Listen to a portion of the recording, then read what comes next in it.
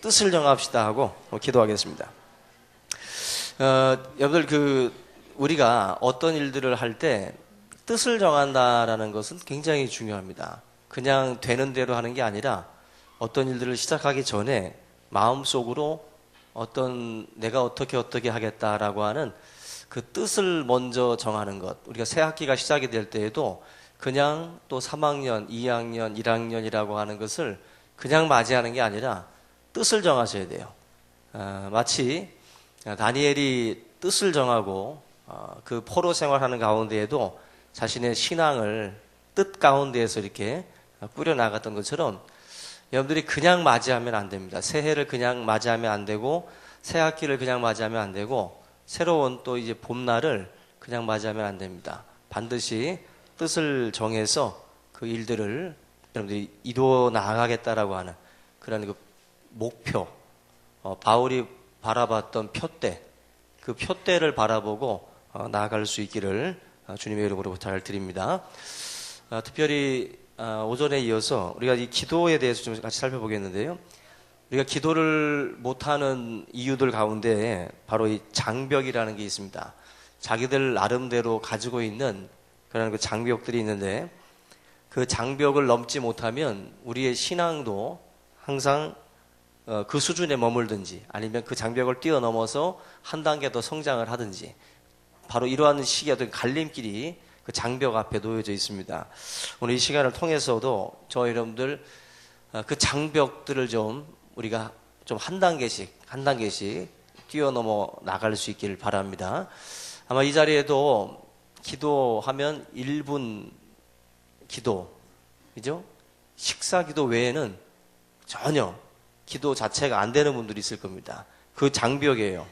식사 기도라고 하는 그 정도밖에 안 되는 그런 게 신앙이고, 또 어떤 분은 뭐 5분, 어떤 분은 10분, 어떤 분은 20분, 30분, 1시간 이런 식으로 자기들 나름대로 가지고 있는 그런 여러 가지의 어떤 그 장벽들이 있어요. 그러한 것들을 하나둘씩 깨나가는 것 반드시 필요합니다. 종교개혁자 루터가 기도는 노동이라고 말씀을 했어요. 그만큼 기도는 쉽지 않은 것이다라는 것입니다. 그래서 여러분들이 그 노동의 강도를 자꾸 이제 높여 나가야 됩니다. 기도라고 하는 것도 우리가 강도를 자꾸 높여 나가서 하나님 앞에 엎드릴 줄 아는 게 필요합니다. 리컨은 집무실 옆에 발전소라는 게 있었다 그러잖아요.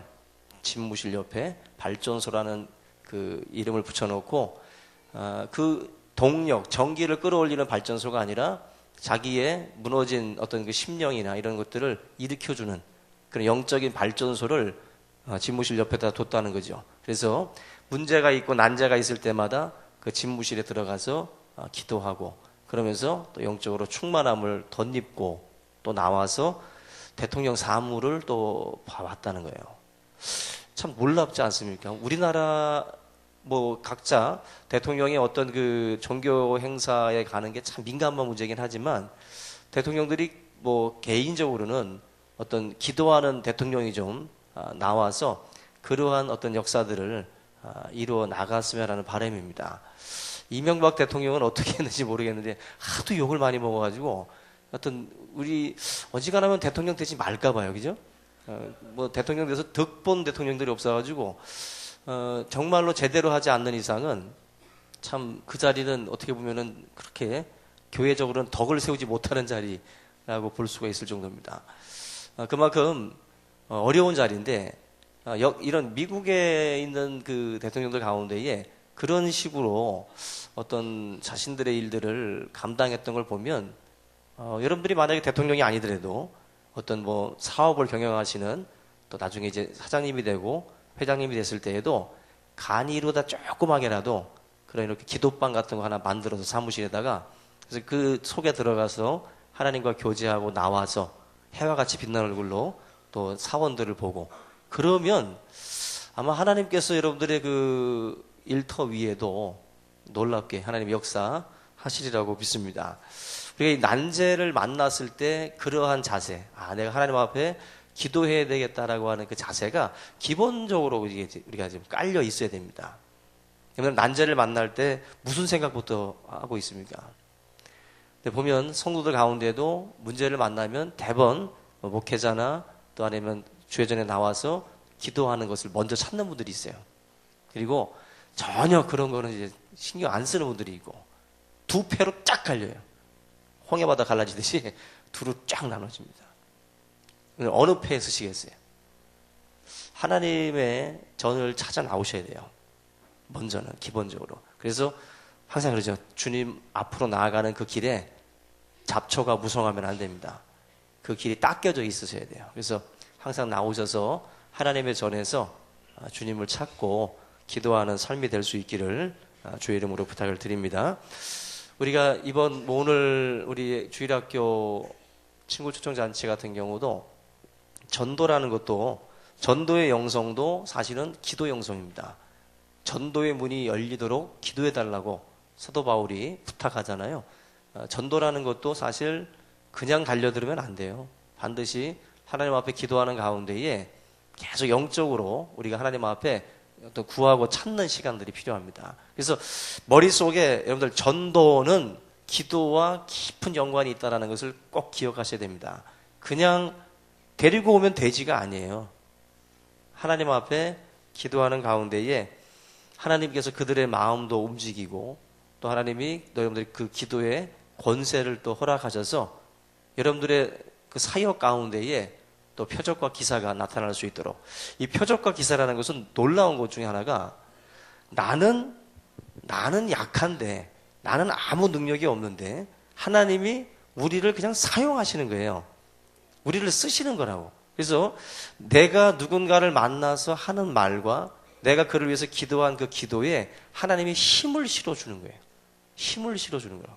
그래서 여러분들이 누군가 친구와 만나고 누군가 만나서 대화 나누는 가운데에 여러분들이 뱉은 말들이 그의 삶 속에 마음 속에 그냥 깊이 박힌 모처럼 하나님이 박힐 수 있도록 그렇게 역사하시는 힘이 있는 거예요. 그래서 전도 대상자들을 놓고 기도하고 또 여러분들이 그들의 어떤 그 기도의 제목들을 좀 부탁을 받아서 기도를 여러분들이 또 세게 기도해 주시기 바랍니다. 그러는 가운데에 기도와 전도가 맞물려서 그들의 삶을 이제 막 뒤집어 엎는 역사들이 일어나야 돼요. 그래서 전도 대상자한테는 여러분들 그냥 은근슬쩍이라도 기도 제목을 받아내세요. 받아내서 그 기도 제목들을 붙들고 그 영혼을 위해서 같이 기도해 주시길 바랍니다. 그러는 가운데에 하나님이 여러분들의 그 기도 자체에 하나님이 역사하도록 권세를 허락해 주실 줄로 믿습니다. 우리가 잘나서 일어나는 역사가 아니라 나를 통해서 하나님의 역사가 일어나는 거예요. 여러분들 우리가 그야말로 하나의 관으로서 쓰여지면 되는 거예요. 하나님의 그 역사가 나를 통해서 흘러가도록 그 관 역할만 하시면 되는 거예요. 그 역할을 하기 위해서 기도라고 하는 것들을 감당해야 될 줄로 압니다. 사도행전 4장 31절에 보면은요, 이런 말씀이 있어요. 빌기를 다하매 모인 곳이 진동하더니. 빌기를 다하매라는 말은 그 기도의 장벽을 넘어섰다는 거예요. 빌기를 다했다. 여러분들 기도하지만 여러분들이 그 10이면 10을 채워야 되고 100이면 100을 채워야 되는데 빌기를 다하지 않는 경우들이 많습니다. 빌기를 다하매 기도의 장벽, 하나님께서 여러분들에게 제시하시는 기도의 그릇들이 있는데 그 기도의 그릇들을 다 함에, 다 채움에 하나님이 역사하시는 거예요. 그래서 우리가 하나님 앞에 여러분들 뜻을 정해서 기도하는 가운데에 하나님이 하나하나 역사들을 이루어 가시는 것들을 우리가 이 기도라고 하는 이 삶을 경건의 이런 연습을 통해서 하나하나 우리가 체험해 나가야 할 줄로 믿습니다. 그래서 이 40일 특별 새벽 기도에도 그렇고 여러분들 하나님께서 여러분들을 향해서 말씀하시는 기도의 분량들이 있을 겁니다. 그리고 자기 자신들이 마음속에 나는 지금 기도가 더 필요해. 나는 아직 부족해 라고 하는 그 마음의 음성들이 들려올 거예요. 그런데 계속 그러고 있죠. 그죠?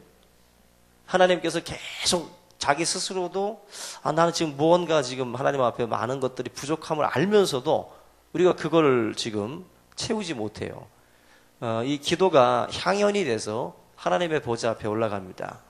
우리가 하나님 앞에 저와 여러분들이 빌기를 다해서 여러분들의 삶의 현장에도 그 모인 곳들이 진동하는 역사가 있기를 바랍니다. 진동한다라는 것도 결국 그런 뜻 아니겠어요? 우리의 삶에 견고했던 모든 것들이 이제 움직이기 시작을 하고 역사가 일어나는 거죠. 바로 그것이 기도의 그릇들을 채웠을 때 나타나는 현상인 줄로 믿습니다. 특별히 기도할 때 오늘 본문 같은 경우도 뜻을 정해서 하나님 앞에 정말 계속해서 아주 간절하게 기도하라는 뜻을 담고 있는데, 요새 그 강청의 비유가 있지 않습니까? 그 음식이 필요해서 친구 집에 찾아가서 떡을 달라고 요청을 했는데 친구가 지금 잠들었으니까 빨리 갔다가 나중에 오라고 하죠. 그렇지만은 안 갑니다. 계속 문을 두들겨요. 이 친구가 하는 말이, 너와 내가 친구 사이지만 친구 때문에 주는 건 아니고 너가 하도 귀찮게 해서 내가 준다. 그러면서 그 친구에게 먹을 것을 줍니다. 그 내용을 보면 그런 게 있어요. 우리가 관계 중심에 대한 이야기도 많이 합니다. 나와 하나님과의 관계가 1차적인 것을 우리가 많이들 이야기를 하죠. 그런데 내용의 사실 포인트를 보면 관계보다도 뭐가 더 강조가 되고 있냐면은 강청이에요. 강청. 하나님 앞에서 저와 여러분들이 어떠한 자세로 기도해야 될 것인지를 그 비유가 우리에게 얘기해 주거든요. 여러분들은 하나님께서 기도하라고 하실 때에 어떤 자세로 지금 기도하냐는 거죠. 어떤 자세로. 그 비유의 말씀은 우리가 어떤 자세로 나가야 될지를 말해주는 거예요. 어떤 자세로. 대충 한 분 얘기해보고 안 돼! 그러면은 네, 다음에 또 기회에 오겠습니다 하고 돌아서는 게 아니죠. 정말 간절한 사람이 그렇게 얘기해버리고 그냥 돌아서나요? 아니잖아요. 정말 간절하면 한 번 얘기하고 두 번 얘기하고 세 번 얘기해서 안 되면 어떡하죠? 무릎 꿇잖아요. 무릎 꿇고 제발 좀 도와달라고 또 얘기하겠죠. 그래도 안 되면 어때요? 또 진상짓을 또 한 번 해야지. 그죠? 또 한 번 하고. 어떻게 하든지 이걸 받아내기 위해서라도 강청하는 어떤 그 상황들이 벌어지는 거예요. 저 사람이 지금 잠들었는데, 야, 미안한데 어떻게 문을 두들겨? 어떻게 귀찮게 해? 이런 마음 가질 수 있잖아요. 밤이 늦었으니까. 그죠? 교양과 상식이 있으면 사실 우리가 그렇게 못 하잖아요. 근데 워낙 간절하니까 가서 문을 두들기러 가요. 그리고 한두 번 두들겨도 또 주지 않는다고 하니까 또 강청을 하고. 여러분, 자녀들도 그런 자녀들 있잖아요. 그죠?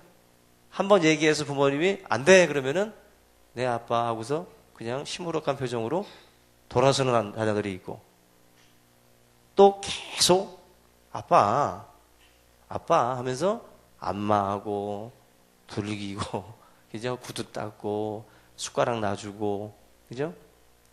그러면서 계속 요청하는 자녀들이 있죠. 그래도 안 된다 그러면, 기본적으로 부모들은 자녀들이 뭐 사달라 그러면은 무슨 말이에요? 돈 없어. 주머니에 돈이 있거든요. 그런데 그냥 돈 없어라고 기본적으로 답을 해요. 왜? 한 번에서 떨어지면 아멘이니까 한번 돈 없어 그런다고. 그 다음에 팍 돌아서 버리면 된 거예요. 그러면 성공한 거예요. 그런데 달려들면 또 한 번 없다 그러고, 또 한 번 없다 가다가도 계속 달려들면 또 옆에 눕는 자리까지 와가지고 또 속삭이듯이 또 얘기하기 시작하고, 나중에 어떻게 돼요? 줄 수밖에 없죠. 무슨 철천지 원수라고 안 줘요. 준다고. 주게 돼 있어요. 그래서 여러분, 포인트가 뭐냐면 너무 일찍 철든 첫째 아들 되지 말라는 거예요. 예? 저도 뭐 첫째 아들이나 마찬가지인데, 저도 부모님에게 때는 안 썼어요. 때 쓰는 거는 막내가 때를 썼어요. 근데 이 때를 쓰면 주긴 주더라고. 주긴 줘요. 철든 첫째들은 사실 집안 사정, 나라 경제 다 생각해요. 예? 엄마 생각, 아빠 생각, 집안 생각, 복잡합니다, 머리가. 그러다 보니까는 말을 못해요. 말을 못해. 제대로. 그냥 끙끙 앓는. 내가 우리 첫째들의 그 마음을 알지. 근데 끙끙 앓아요. 그런데 이 개념 없는 막내들은 가족 생각 없어요. 부모 생각 없어요? 아버지가 뭐 퇴직을 했든 뭐 정리해고를 당했든 지금 당장 배고프면 지금 갖고 싶으면 사내라는 거예요. 사내라. 우리가 보면 참 개념 없어 보이긴 하지만 하나님은요, 그 비유의 포인트는 바로 그거예요. 너가 정말 하나님이 살아계신 걸 믿느냐는 거죠. 우리는 하나님이 정말 살아계신 걸 믿으면 우리는 강청하게 돼 있어요. 하나님 앞에 떼쓰게 돼 있다고. 너무 철든 첫째 되지 마세요. 그냥 기도할 때는 개념 없는 막내가 되시기 바랍니다. 저도 하나님과의 1대1의 그 관계 중심의 이야기는 많이 제가 드렸죠, 여러분들한테. 그러나 다 맞는 소리긴 합니다. 하나님과의 관계를 중요하게 여기는 거. 근데 우리가 기도 생활하는 걸 가만히 보면 강청의 비유가 정말 왜 예수님께서 그 말씀을 하신지 알아요. 지금 성도들의 퍼센테이를 따질 때 관계 중심의 얘기를 해주기보다는 제가 볼 때는 강청의 기도의 내용을 더 강조해야 될 때예요. 너무 쉽게 포기하고 너무 일찍 철들어서 다들 다 하나님 걱정하고 하나님 창고가 마를까봐 그거 걱정하느라고들 기도들을 대충 하고 말아요. 대충 한번 떠들어 봤다가 답이 없으면 돌아서서 갑니다. 너무 일찍들 다 성도들이 철들어 버렸어요. 하나님이 재미가 없어요. 놀리는 맛이 없어요. 좀 와서 때도 쓰고 하나님 앞에 엎드려 기도도 해야 되는데, 여러분들 내가 하나님이라면 한번 돌려서 한번 생각을 해보시라고요. 내가 하나님이라면. 내가 하나님이라고 해서 또 가만히 성전에서 앉아 계시는데 하나님이 가만히 여러분들 봅니다. 근데 기도하러 왔어요. 근데 기도한다고 앉아가지고 교양 있게 몇 마디 하더니 앉으시면 하나님의 뜻인지 알겠습니다 하고 돌아서서 가는 그 뒤통수가 정말 믿음에 있는 사람의 뒤통수처럼 보이겠어요? 천만의 말씀입니다. 천만의 말씀이에요. 지금 이 시대의 교회 성도들에게 필요한 것은 제가 아무리 봐도 강청의 기도예요.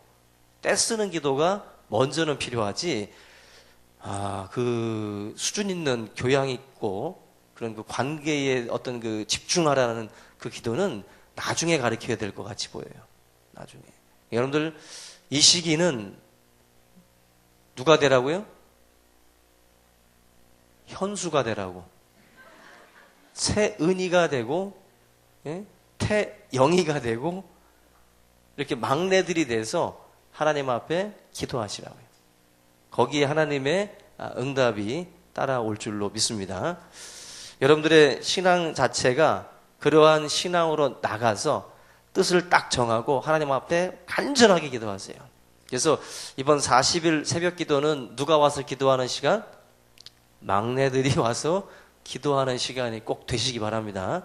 그래서 하나님 앞에 간절하게 기도해서 주의 응답 우리가 다 함께 받다 누릴 수 있는 그런 40일이 될 수 있기를 주님의 이름으로 축원합니다. 우리 이 시간 잠시 기도하겠습니다. 사랑해 주님, 감사를 드립니다. 하나님께서